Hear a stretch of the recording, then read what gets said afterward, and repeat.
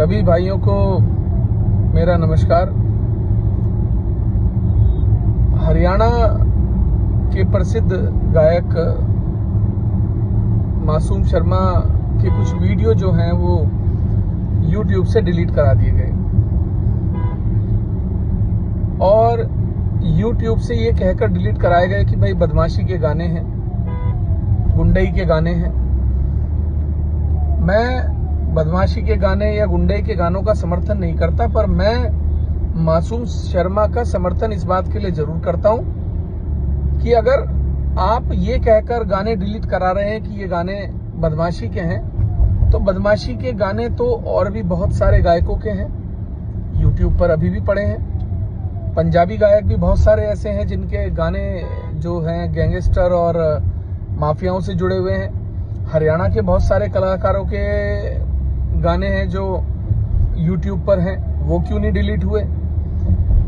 जब हरियाणवी गाने इस समय टॉप पर हैं, पीक पर हैं, और हरियाणा का ही एक गायक जिसके 200 मिलियन 300 मिलियन के गाने हैं, जिन गानों को डिलीट करा दिया गया, वो पीक पर है, तो मुझे ऐसा लगता है कहीं ना कहीं एक साजिश या षड्यंत्र उसके साथ किया जा रहा है कि वो उसके गानों को प्रसिद्धि ना मिले, उस व्यक्ति को प्रसिद्धि ना मिले। और मेरा ये कहना है कि हम मासूम के साथ खड़े हैं और हम इस बात का विरोध करते हैं, चाहे सरकार है या कोई भी है।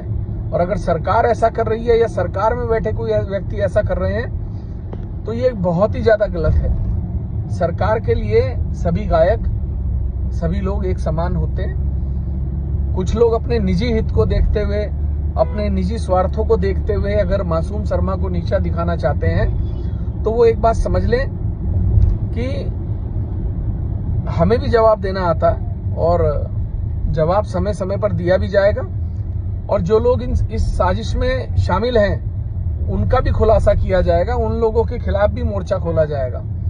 मैं किसी का नाम नहीं लेना चाहता, लेकिन जैसे खबरें आ रही हैं उससे बिल्कुल साफ ये जाहिर हो रहा है कि कोई ना कोई व्यक्ति ये षड्यंत्र करा रहा है या कोई व्यक्ति इसमें शामिल है। सरकार को इसकी जांच करनी चाहिए।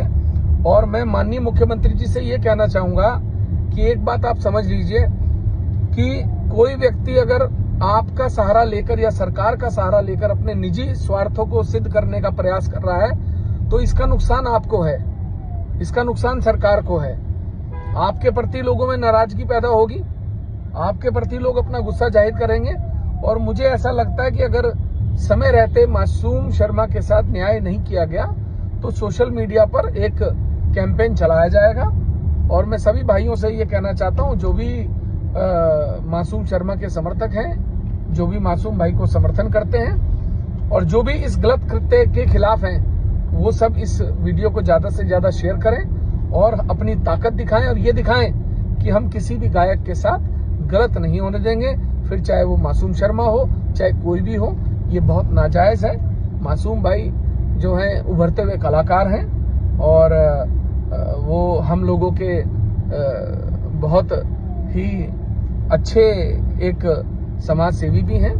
कुछ गाने आजकल गानों का जो चलन है वो गाने सभी, भाई मैं नाम नहीं लूंगा किसी कलाकार का, बहुत सारे कलाकार हैं जो ऐसे ही गाने गाकर जो है आगे बढ़ रहे हैं, लोगों को अच्छे लगते हैं सुनने में। तो देखिए गाने, अब एक टाइम था जब लोग कहते थे भाई शराब के ऊपर गाने थे, एक टाइम आया जो गाने गुंडई पर थे, एक टाइम आया माफियाओं पर थे, एक टाइम आया। तो फिर अगर गुंडई वाले गाने डिलीट करने की बात है तो फिर जो गुंडई वाली पिक्चरें हैं, पुष्पा राज, पुष्पा वो क्या है, पुष्पा 1, पुष्पा 2, इसके अलावा कल की और पता नहीं कितनी पिक्चरें ऐसी पिक्चरें आ रही हैं जिन पिक्चरों में बिना कत्ल करे, बिना खून बहाए तो बात ही नहीं हो रही, तो वो गुंडागर्दी नहीं है, उससे समाज में गलत संदेश नहीं जाता।